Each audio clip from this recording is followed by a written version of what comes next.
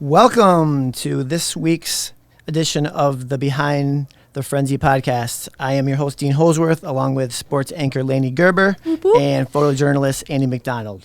Back.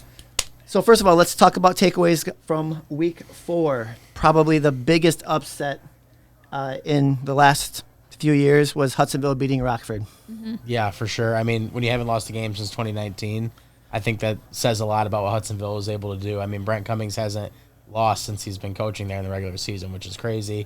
Obviously, they've been beating the playoffs. They're not unbeatable, but I think it was starting to become a thing like they'll never lose a game in the regular season. So, yeah, pretty crazy they were able to get that done, and I don't think anybody expected it to be Hudsonville. They got the job done either. So No, it's not like Rockford has played cupcake games in the regular season. They've had at least 2 really good opponents already. Yeah. So it is a crazy loss for them. But, I guess things have to be broken, and Hudsonville, I'm sure, gets confidence from the fact that they're the school to do that. And Hudsonville's been playing very well. They lost to Howell in their opening game, which I think was a little bit of a letdown for them. I think they feel like they should have beat that team, but then they go out and beat East Lansing. yeah, Who has that stud running back that's going, I think, Michigan State.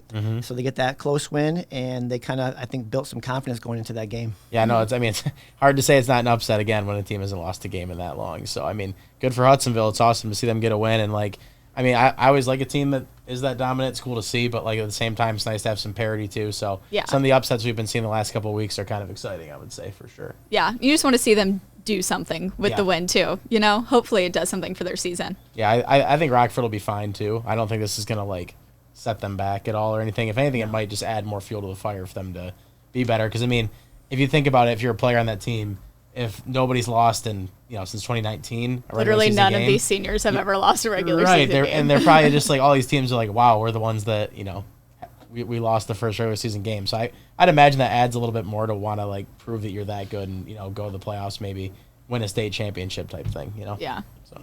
Oh, definitely, and then obviously a confidence boost for Hudsonville the rest of the season. Yeah. Another game we had, Mona Shores, one of our spotlight games from last week. Mona Shores beat Byron Center 14-12.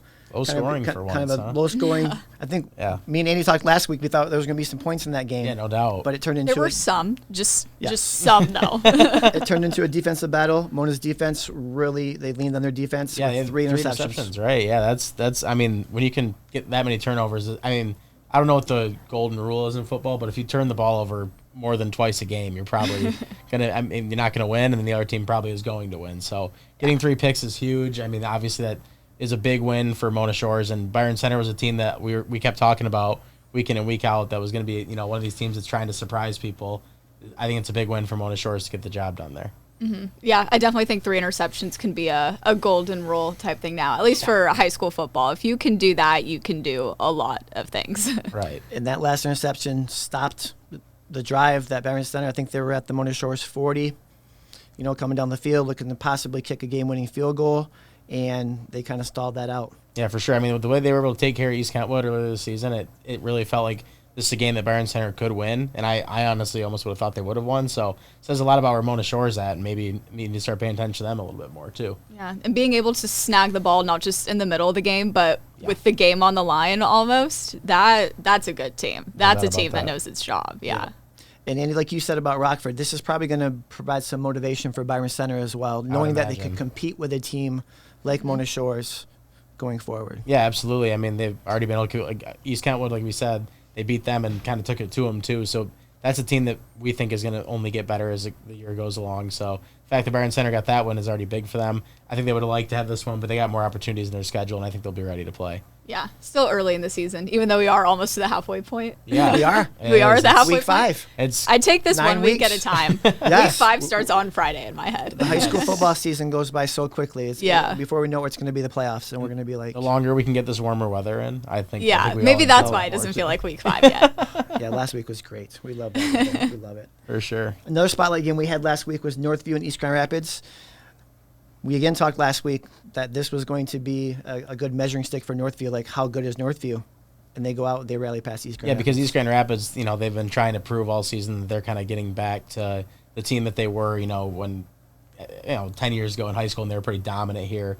Be able to get that win is huge for Northview, because I don't think a lot of people were talking about Northview. They were ranked pretty high for people that pay attention to it on a regular basis, but like it was kind of like, wow, Northview's actually this good. I got the chance to see them last week. I mean, they had 2 touchdowns in 3 plays to start the game against Sparta, so it didn't surprise me that they won this game, but the fact that it was that close and they were able to pull it out says a lot about them growing and only getting better even when the game's tight. Yeah, when we were trying to figure out the spotlight games for last week, Northview and EGR was one of those games where we were trying to decide if it should be one or not. Yeah. But we knew Northview could probably do something crazy for this game, so we were like, they need to be a spotlight game, and they did. So thanks, Northview, for proving us right. Yes, absolutely. And I guess one little tidbit there, Northview hadn't beaten East Grand Rapids in more than 20 years. Yeah. So East Grand Rapids has had their number, but Northview proved that. That's, I mean, you say that right there, 20 years. That says a lot about Northview and where they're at right now, because I don't ever remember, I obviously only 28 years old, but like since I've been in high school and everything else, I never remember hearing about them in football. So it's kind of cool to see them be good right now, and I hope it keeps going for them. Yeah, these long streaks are so difficult to digest for high school sports because teams are so different every year, or especially, every 4 years. So 20 years of not beating a team is 20 completely different teams in there. So that is pretty crazy that it is this year's team that is one that's able to do that, I mean, talk about schools like Byron Center, Northview, East Kentwood, all teams that could win their conference. That just hasn't happened in the past. So It's awesome that they have the chance to do that and are only getting better. And it, again, makes it more fun to cover every single Friday. So yeah, I'm all about it. That's for sure. Yeah. Yeah, and we look at it, Northview is just about a handful of undefeated teams out there right now. Yeah. I think we have Hastings is undefeated, Uni Christian, Holland Christian. It's awesome. Zeeland West, South Christian. So not many undefeated teams left as we kind of roll into these last 5 weeks. No doubt. Yeah, I think Zeeland West is another team to watch out to. We'll get into that, obviously. But yeah. Yes. I got to cover them last week, and they look good, and they've been taking everybody down. That offense is hard to stop with that wing T, that's for sure. Speaking of unbeaten teams, Newaygo was able to get that win. Obviously, our thoughts and prayers go out to the Newaygo player who was injured Friday night, and they had to make up that game on Saturday morning. Newaygo was able to win that game. Ralph Munger's team, now 4-0, already surpassed last year's win total. Yeah, that's great. I mean, it's not a surprise that a guy like that has been as good as he's been in this area for that long comes in and turns that program around and starts making them that much better. But, I mean, I think a lot of people will probably ask, did he make the right decision to go there and coach there? I think it's pretty clear that it was the right decision because he's already turning around a program that nobody really paid attention to in football before he was there. Definitely. And turning around a high school program does so much for the kids on that team, Absolutely. too. So people ask, was it the right decision for him to go there? Well, yeah, because now they're still undefeated, and kids are getting more looks on an undefeated team, Absolutely. It gets communities excited, everything like that. Like, gets more people paying attention, which is, I think, exactly what you want on Friday nights. So. Yeah. Yes, 100%. Another big performance last week. Granville's Jaden Terry had 5 touchdowns in a comeback win over Jenison. Their offense just keeps rolling, huh? Granville's first win of the year, however. Yeah. After 3, very tough losses. But for them, I think, to kind of notch that first win, led by Terry, I think was a good step for them because they got to win probably 3 or 4 more games to make the playoffs. But, I mean, everybody kept talking about them as being one of the best, teams. I think it was Brent Cummings we had in here. He was like, they're probably the best team without a win, in the state. So it's not really like a surprise to me that they got to win. I think they'll be able to get more as the season goes along. But as long as Terry keeps playing like that, they're not going to have a problem, that's for sure, because their offense seems to be scoring every week. So it is crazy that a team that good took so long to get its first win, but hopefully, I mean, they didn't have cupcake games either. So hopefully now that they got that first win, they just keep rolling with them. For sure. Yeah, we talked about the OK Red the other day. We'll talk about East Kentwood, Hudsonville coming up. But let's turn to our Week 6 spotlight games. Our first one is Zeeland West at Uni Christian. I had a chance earlier to talk to Uni Christian coach Craig Tibby about this game. Coach, 3-6 a year ago. Talk about the turnaround so far this year. Well, it's been good, that's for sure. We had, I thought our kids, we weren't terribly far off on things last year. We had, we had some good games, and we just got beat by teams that are just a little bit better than us. And so the kids, one of the things that happens from that is, it's kind of a check for the kids. Like, want things to change. And so it doesn't always work that way, but the kids definitely kind of had a mindset of we want to work a little harder. We want to try our best to make some changes. And, I think that some of that paid off, and some of it is situations. And when some of that comes together, it's kind of nice, when it works out. Did you have a lot of juniors last year, and have you had guys kind of step up into different roles and become leaders this year? Yeah. Yep. Certainly. We had 9 seniors last year was all we had. So it was a small group leaving, and then right now I think we're pretty close to 50-50 junior seniors. But the seniors they've really I would say they've stepped up. As far as leadership stuff goes, none of them are, perfect in everything they're doing, but they're not afraid of being a leader and giving it their best shot, and so that's been a really cool thing to see. And watching juniors kind of get a little more comfortable being, your first time mixing this group together, and they got to kind of figure that stuff out too, and they've gotten along well, and it's been fun to watch. Coach, talk about the 4-0 start. Obviously, you beat a few really good teams. What can you attribute it to? You know what? I would call, some of the games that we've played being ready, because that we are playing such good competition. You start to realize that you better show up and be ready if you're going to compete in the first place. And then being able to stick with things, and I think they've kind of grown up a little bit in their toughness level of their willingness to go out and play a complete full game and do the little things that it takes. And it isn't always pretty, but when you stick with it and work hard, you certainly give yourself a chance. And so I think some of that has come together for these guys so far this season. Coach, before we talk about Zeeland West, talk about this conference. 3 undefeated teams so far. You got West Catholic in here. Just give me your thoughts about the toughness of this conference. Yeah, we don't have West Catholic, but we have South Christian, who as well as I do. They put it together every year, and Zeeland West. It's pretty hard to argue with John's and his staff's success over the last 18 years or whatever. They just keep winning, and then getting Forest Hill Central is it's a quality program from what I've seen. This is my first time playing them, so I have some learning to do there with that. So there's some conference teams. Zeeland East looks like they're pretty tough. I've only watched them play against West now, and they come in and they're looking to hit as well. So there's some good ones in here. Coach, talk about the Zeeland West team. Obviously, as you kind of alluded to, had a lot of success through the years. Just talk about them and what's it going to take for you guys to get the win on Friday. A monstrous effort is what it's going to take. It's pretty hard to find a better team offensively and defensively than them year in and year out. They just are well coached, high quality kids that work incredibly hard. I always feel like they get an awful lot out of what they have, and they are maybe it's a little different for me. I enjoy watching them play. Offensively, I really love watching what John does.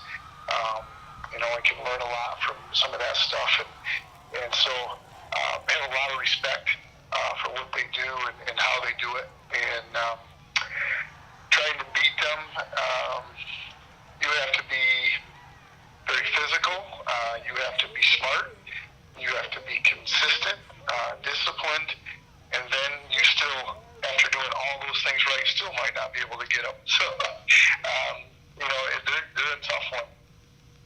Okay. Well, Coach, thank you for the time today, and best of luck to you on Friday night. All right, I appreciate it. Thank you. Thanks, Coach. Okay, well, we appreciate Craig having us or letting us talk to him about the game coming up. Obviously, he's very busy with practice and preparing for a very good Zeeland West team. Yeah. Let's talk about that team. Matchup of 4-0 against 4-0. What are you guys thinking about that game? Yeah, I mean, Zeeland West able to get the win over their rival last week in a pretty packed environment. I was actually there covering that game. It got started really slow because, well, Zeeland West just runs the ball. So, the clock drained faster than any game I've been to this year in the first half, and it was only 6-0. They were able to pull out the win 28-13, so obviously their offense got rolling. I think they started a little slow just because rivalry game. Obviously, East was going to give them everything they had. So, but again, it's just any Shiloh team. It just seems like their offense always finds a way to score points, and that's what they're doing right now. So. Yeah, week 5 in general is kind of a weird week for everyone too, because we are halfway through the season. So now it's who just started hot versus who's going to get hot, or who is the stronger team throughout the entire year. So week 5 is a crazy, like, Friday the 13th type of week in these football seasons too. So it's fun to try to figure out what's going to happen, but I think it's going to be a game where we don't totally know what's going to happen. No, for sure. Yeah, and Zeeland West kind of had that next man up mentality last week. They were out without their starting quarterback, Trey Sluthak, who was hurt. I guess it's a nerve issue that he's dealing with. He got hurt against Whitehall. So Drew Albrecht had to step in for the Chicks, and obviously he was able to do the job. Absolutely, yeah. And I mean, they're going to need him to keep doing it because it's not like Unity Christian's an easy opponent this week. So, Yeah, Unity Christian. Isaac Steenstra and Nolan Viss have kind of led that ground game for them this year. And like Coach said earlier, it's been a turnaround where they've kind of had some motivation for going 3-6 last year and not liking that taste in their mouth, and those seniors being committed to wanting to have a better season. Yeah, absolutely. I mean, they beat Forest Hill Central last week, too. We have obviously talked about that a couple times in these podcasts. They're not the team they were a year ago that won a state championship, but they're still a good opponent, and they handed them their first loss. So that was impressive for Unity to be able to get the job done there, too, to me. And any team with a Steenstra or a Viss on their roster is usually in some pretty good hands. Absolutely. That's definitely the correct statement. Yeah, and we talk about the offenses of both teams. Both teams are averaging about 40 points per game right now. So are we going to see a defensive struggle? I mean, it's definitely possible. But, again, all these games seem to have a lot of points. Obviously, Mona Shores and Byron Center was the outlier this past week. But I could see there being a lot of defense in this game just because if somebody can stop their running game, I'm not sure what Zeeland West can be able to do with their passing game because the whole time I was there, I didn't see a pass attempted. So, yeah. It's going to be a big focus this week for sure. It'll be interesting to see if someone can finally stop that running game a little bit. But yeah. So Mona Shores, no rest for the weary with them. A big game against Byron Center. Now you have to go play at Muskegon, the defending state champions. So yeah. another. I mean, doesn't get any easier for Mona Shores. Muskegon's looking to get to 500, and like we said, they had to sit out a couple weeks ago. They finally get the win last week, but they know that this is not going to be a joke of a game. They understand how good Mona Shores is. They're familiar opponents. They play out there a lot, so I expect Shane to have this team ready to go. But Mona Shores also wants to keep building on what they just did. So I think this is like my favorite matchup to look forward to this week. I'm excited. Muskegon's a team that is obviously like better than 500, but at the same time, they have so many players who obviously are really good, being recruited or committed to schools. So you would want them to easily be at 500 or above by now. So they are really going to want that. Yeah, I find it hard to believe they're not going to have any motivation this week. Yeah. They're going to be ready to go. That's and for it's sure. not like they weren't in a similar situation last year, losing games early on and then winning a state championship. So Starting obviously with you don't want to do it twice. Yeah, for but sure. They're going to be in good hands. Yeah, and I think Mona Shores will have some motivation. Muskegon has beaten them the last 3 meetings. So it's been a little bit, Muskegon's kind of had their number the last few years. And they've been close, good games, but they just haven't been able to beat them. Yeah, it would mean a lot for Mona Shores to get over the hump, I think that's for sure. Our last spotlight game takes us to East Kentwood. Hudsonville and East Kentwood. We talked about Hudsonville coming off the big win. Yeah. Are they going to have a letdown? I mean, I think that's exactly it. You don't want to get that win against Rockford and then come out the next week and be flat and lose to a team. But East Kentwood's a team that'll score, and they'll score on you fast. They play hard the entire game. I covered them last week, too. Big win out at West Ottawa. I expect nothing less for them to be ready for that game. So it's not going to be easy for Hudsonville to just, it is easy to get away from yourself after you get a big win like that. So I think it'll be tough, but again, tough one to make a pick in. I don't really know who's going to win that game. That's Yeah. for sure. That's a tough one. I thought East Kentwood might struggle a little bit. They had that huge win against Caledonia, they hadn't Yeah. beaten in some time, and so I was really curious to see how they would respond against a West Iowa team that obviously they were more talented than. But That's a sometimes tough it place to doesn't play. matter. I mean, that stadium is like, it looks like a college stadium, honestly, like some of the ones that we have around the state. So, yeah, it's a tough place to play, and they didn't seem phased at all. There was points in that game where, West Iowa would drive down the field and get inside the 20 and look like they were going to score again. Their defense would come up big and stop them on fourth down time and time again, and their offense came through when they had to. So they definitely are a team that looks like they're all around built to win some games this season. And I don't expect them to fall short necessarily against Hudsonville, but again, anytime you beat Rockford, it kind of opens your eyes. You're like, what's going to happen this week? Are they actually that good? Yeah. But I think they want to prove that too. So Yeah. East Kentwood is very well coached as Yes. well. So I don't doubt that whatever kind of plan that they come out with, I think EK is going to adjust pretty quickly. So then it turns into how well can Hudsonville adjust compared to what they learned last week, what they did last week, and how they apply that to a totally different team. absolutely. Yeah, the last two remaining unbeatens in the conference play in OK Red. So we're looking 3-team race right now between Hudsonville, East Kentwood, and Rockford. Spicy. Yep, no doubt. Yeah. I like it. Well, thank you for joining us on this week's edition of Behind the Frenzy. We will see you next week.